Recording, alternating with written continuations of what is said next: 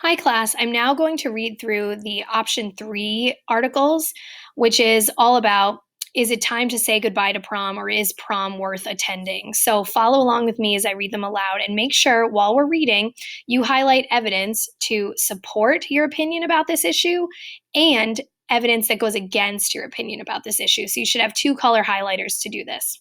The first article is called Why Prom is Worth All the Fuss. Did you know that the average cost of attending a high school prom today is now more than $500?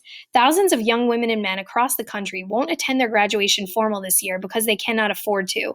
In addition to juggling classes, homework, extracurricular activities, and part time jobs, many young people simply cannot afford the added stress of financing their prom. Some of these students have faced great adversity, their adolescence marked by financial struggles, fragile family ties, and uncertainty. There are people who say, why all the fuss about prom? It is important to understand the significance of this experience for young people today. For many, prom is considered a rite of passage, which means something that everyone does. After close to 15 years of school, prom not only marks the end of secondary school, but an opportunity to celebrate this milestone with friends. For many students who choose not to pursue college or university, high school will mark the end of their formal education. Prom can be one of the most memorable events in a young person's life. Unfortunately, for some people, attending is not an option. Prom is just too costly. Pause the video and find evidence that is for prom and against prom in the paragraphs we just read. When you're ready, resume here. Fortunately, there are many alternatives for young graduates who don't have the financial means to purchase formal attire. There are many nonprofit organizations from coast to coast that have been established to assist young people to, quote, even the playing field, and ensure this experience is accessible to as many deserving students as possible. These groups rally their local communities, including individuals, retailers, and corporations, to volunteer their time and to donate merchandise and funds. From the Cinderella Project in British Columbia to New Circles and Inside the Dream in Ontario, there are many players across the country dedicated to making a difference.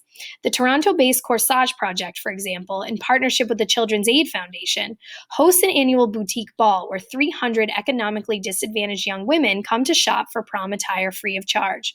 The event has been described as an experience of a lifetime that helps to instill confidence and pride in those who can attend or who attend. There are thousands of vulnerable youth across Canada who can't afford to take part in programs or access services that are vital to boosting their self-esteem and encourage them to reach their full potential, says the Chief of Development Officer for the Children's Aid Foundation. Working with partners such as the Corsage Project enables these young people to enjoy the same rite of passage that their peers experience and allows them to celebrate this high school milestone without the stigma attached. The promise of prom and the ability to attend can brighten a life of a young person and enable them to feel special, sometimes for the first time. It provides them with hope and the knowledge that their community cares about them and inspires many to give back in meaningful ways when they reach adulthood. Pause the video now and go back and make sure you've highlighted examples of evidence that are for prom and having prom and going to prom, and then against having a prom. When you're ready, resume here for Article 2.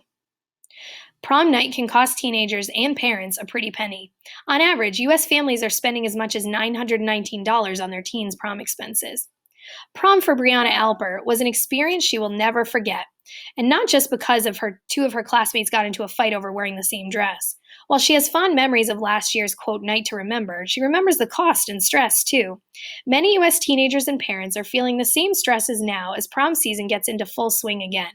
A recent survey from Visa showed that the average U.S. family plans to spend about $919 on a prom-going teen, with parents covering as much as 73% of the costs. Dads outspend moms $1,160 to $710 respectively. So go ahead and pause the video now and make sure you found evidence, because there's a lot of good evidence here, and then resume right here.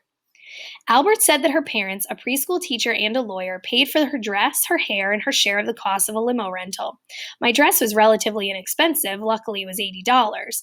I didn't even find my dress. I was having such a hard time finding one I really liked that was also $130, she said, when explaining that her mom bought it while on a trip to Boston. While now Albert fondly remembers her prom, there were some parts that she could have done without. I actually ended up hating how my hair looked. It was awful. I cried as soon as I got home and I took it all out and did it myself, she said. I felt awful my mom spent the money, and then I ended up hating it.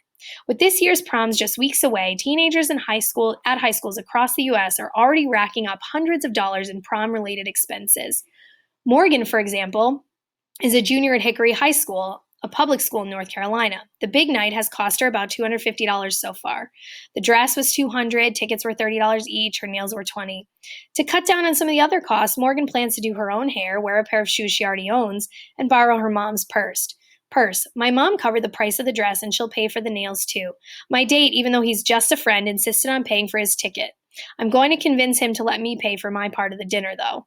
Families with lower income spend the most, according to a survey. Families with income below $25,000 plan to spend over $1,000, while families with income below $50,000 plan to spend just over $1,000, and families with income of $50,000 plan to spend an average of $800. I really can't imagine spending $1,000 on prom myself, said Morgan. If someone did, they might hire a limo, professional photographer with lighting, apparently that's a thing, and buy a really fancy dress, expensive flowers like orchids, family dinner, fancy dinner, etc. There are others, however, who could easily find a way to spend $1,000. I definitely could see myself spending $1,000 on prom. Last year I went to 2 proms and I spent around $900, said Esther. This year, on June 11th, she will be attending her senior prom and hopes to spend a little less. This is the breakdown for the things she spent. Gallo said her mom, who works as a nurse, paid for all of her prom expenses. To get the best deal on items like makeup, tanning, and limo, she looked to Groupon or Living Social for discounts. Pause the video now and find evidence that's for prom and against prom. Then resume here. As if finding the right dress wasn't stressful enough, there's now an added pressure to find a dress that no one else has in order to avoid the dreaded who wore it best comparison. Albert says that the girls at her school have been trying to prevent such a fashion faux pas for years. The girls go to prom, make a Facebook group, and post what dress they had, but then they talk about how the dresses are really important. Promposals. It's no longer acceptable to just ask a girl to prom. As a result, elaborate invitations to proms are setting some teenagers back by as much as $324. Pause the video now and highlight evidence. Then resume here. Some students have done scavenger hunts, and sometimes the promposals become a little tedious. Let's keep moving on. No teen left behind. To make sure that underprivileged students are not left out of the year-end activities, nonprofits like Operation Prom and Cinderella and Prince Charming Project are providing low-income students with free formal wear. Senior year is a tough year. You already have to think about the cost for college, and then tacking on the price tag of the dress, the tuxedo rental, the prom tickets, the limo, the flowers, the hair, the makeup, everything you need. You're looking at a lot of money that families and students are worried about that senior year. I definitely had the cost of college in the back of my mind all senior year, so I had to consider what looking for a dress and buying everything would cost, said Albert, who's a freshman in college. While the teens are excited for their upcoming proms, they insist the night is not really a huge deal. So that's Article 2. Make sure you have evidence from both. Okay, and then resume for Article 3 called Prom Night. The prom is a rite of passage that has always been one of the most important rituals of American youth. It's a day in our lives that we never forget, a day full of hopes and dreams. I've kept several photographs from my high school days, including some from my time as a cheerleader, but the image that has intrigued me the most is my prom picture. There I am, my hair in a perfect page boy, wearing pearls and high heels, and I'm in a beautiful white dress with pink flowers. I have a corsage and a gold bracelet. Behind me is Stuart, my prom date. He was not my boyfriend, just a good friend. He has on a white jacket and a perfect bow tie. Both of us had big, hopeful smiles, and we're facing our perfect futures. So take a moment, pause the video, and highlight any evidence you see for or against prom, and then resume here. Over the years, I've photographed several proms around America in a documentary style of photography. I was fascinated how the dress and behavior of the prom goers reflected their cultural differences. So now it talks about how middle-class white girls bought their dresses at a local department store, while the African-American girls had their gowns custom-made, and their gowns were unique, while the store-bought dresses were alike. Then she talks about the camera she used to take a good picture, which is sort of irrelevant to our concept of just arguing if prom is good or not. Then we get into the next section where it says, in some high schools, a teacher would help pre-select couples. I was looking for students who represented a range of backgrounds and so on and so forth. We were very aware of our time limitations, and so she really wanted to make sure that she captured all those special moments. Looking at my own prom photograph reminds me of how significant that moment was and how fleeting it was. So she says that she wished she could have rebought her prom dress later. So this is just her opinion, this author's opinion about how important prom was. So please take a moment, make sure you have your evidence for and against prom, and you